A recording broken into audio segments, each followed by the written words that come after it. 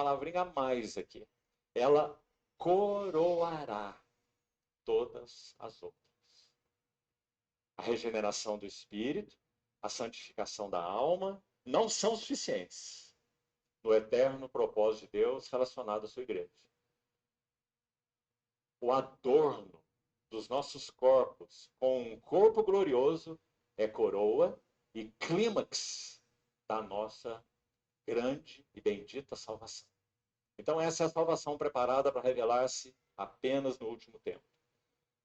Eu gostaria de ler um pequeno texto para os irmãos, porque na verdade é uma poesia muito linda, de um irmão que era um ancião irlandês, que militava na igreja anglicana. Nós estamos falando aí do século XVII. Mas ele tinha uma pena tão hábil que ele foi chamado de Shakespeare dos teólogos. Porque a poesia dele era muito fina e muito acurada por causa do seu grande conhecimento bíblico. Então, espero que você possa apreciar esse lindo texto que ele escreveu sobre a morte. Preste atenção. Morte, filho da antiga serpente, tu tinhas outrora um aguilhão, assim como o tinha o teu antepassado, que conduzia ao inferno e ao fogo ardente. Mas aqueles dias escuros terminaram. Tua insensata maldade sepultou o teu aguilhão na profunda e extensa ferida no lado do nosso Salvador. E agora, tu és algo subjugado e inofensivo, algo que ousamos não temer. Desde que ouvimos que o nosso triunfante Deus, para punir-te pela afronta que fizeste a ele no madeiro, arrancou as chaves do inferno das tuas mãos e fez de ti um porteiro no portão da vida, que é o teu inimigo mortal. Que lindo texto. O texto, inclusive, é bastante complexo, a gente deve ouvir várias vezes para entender realmente as nuances dele, mas esse vencido é Lúcifer. E esse vencido é o príncipe desse mundo. Então tem muitas pessoas que vão achar também lindo, como ele achou lindo, mas ele sabe que esse mundo é sujo, espiritualmente falando. É totalmente contrário ao reino. Então vamos tomar cuidado, que Jesus Cristo, quando veio e deu a vida naquela cruz, lá está o ponto onde que ele toma, digamos assim, digamos não, a Bíblia fala, chaves do inferno. Ele vence Lúcifer. Por isso que ele pôde tirar o pecado. Ele pôde tirar o pecado daqueles que nascem nele.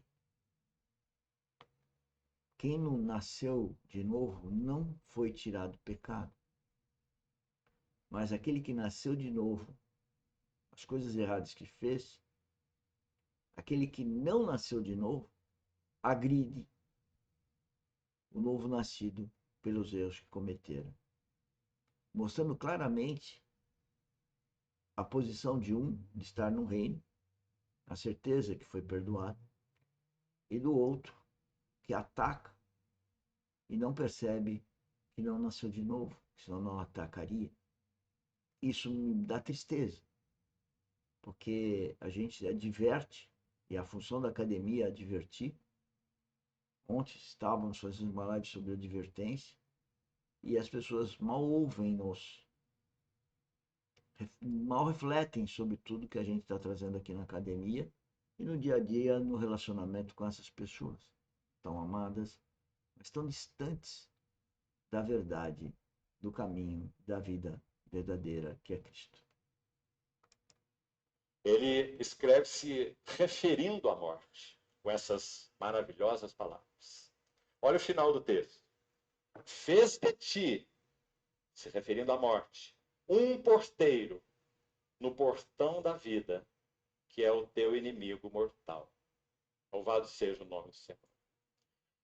Se o Senhor tardar e essa morte física, biológica, operar em qualquer um de nós, ela só terá poder de fazer algo, de nos transportar de uma esfera onde ela exerce o seu poder para uma outra esfera onde ela não tem nenhum poder.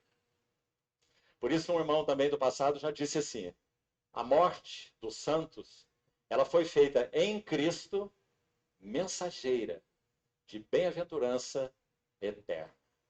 Por isso Paulo disse: eu prefiro partir e estar com Cristo, o que é incomparavelmente melhor. Agora, meus irmãos... Senhores, eu venho falando há muito tempo para as pessoas queridas, próximas e até nas redes aqui sociais, através da nossa academia, que eu morri para o mundo, né? É um termo. E as pessoas acham que então eu não posso fazer as coisas do mundo. Não é isso. Morrer para o mundo é viver no mundo com as coisas que o mundo tem para nós, mas sob o governo do Espírito Santo. Essa é a diferença. Então, por isso que Paulo falou que é melhor, fala com as minhas palavras, que é melhor morrer e estar com Cristo do que estar nesse mundo. Mas, o quanto estaremos nesse mundo, cabe a Deus.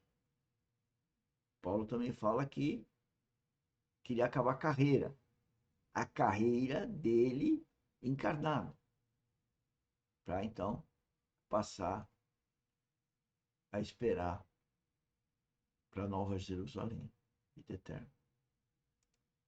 Nós vamos caminhar por alguns textos, até onde pudermos, mas ao dar o primeiro passo, gostaria muito que algo já fosse mantido claro nos nossos corações. Um irmão já mencionou isso aqui, apenas de passagem. O pensamento grego a respeito da morte é absolutamente diferente do pensamento cristão. Então, você sabe que, especialmente a partir de Sócrates, nós estamos falando do século V a.C. Os senhores são muito ligados a intelectual e todo mundo fala em Sócrates, né? Eu mesmo sempre falei em Sócrates, que é um homem, foi um homem fantástico do ponto de vista de lógica, de conhecimento. Mas veja a questão espiritual de Sócrates, como é totalmente decadente. Ouço. Ele usava a expressão amiga para a morte. Mas veja, isso é antes de Cristo. O que nós acabamos de falar aqui é o que a morte foi feita em Cristo, por causa da vitória de Cristo sobre a morte. Depois de Mas Cristo. esse homem está vivendo 5 séculos antes de Cristo.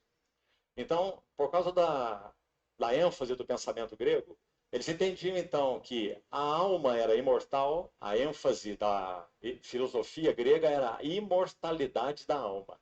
Essa não é a ênfase do Novo Testamento, ou a ênfase cristã. A ênfase cristã é a ressurreição do corpo, que é muito diferente da imortalidade da alma.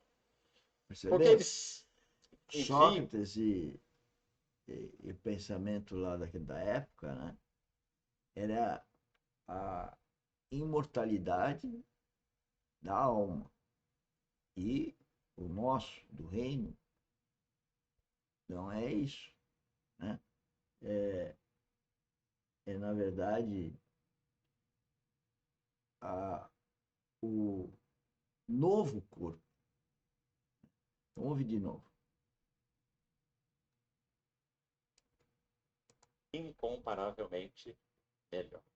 Agora, meus irmãos, nós vamos caminhar por alguns textos, até onde pudermos, mas ao dar o primeiro passo, gostaria muito que algo já fosse mantido claro nos nossos corações. Um irmão já mencionou isso aqui, apenas de passagem.